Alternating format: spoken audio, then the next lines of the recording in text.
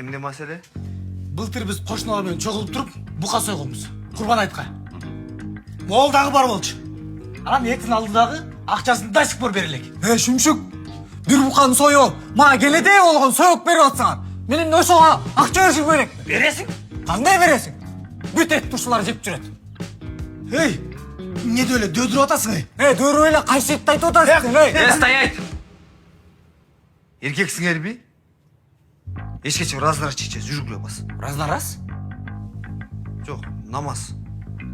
Мешітке барып, раз на раз намаз окуп чечип коюшсуң.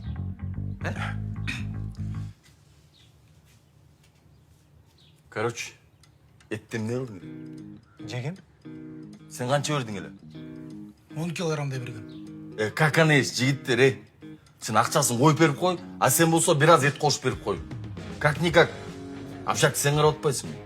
И мужики жанагындай порожниковый темаларды качать этпегилечи. Болбосо смотрящий. Эме смотрящийден жесткий спрос болупчу. Экөөң тең чалып кетишиңер мүмкүн. Сүйлөшүп кол алышып койгулачы. Таксырлар. لو اقول لك اني بحبك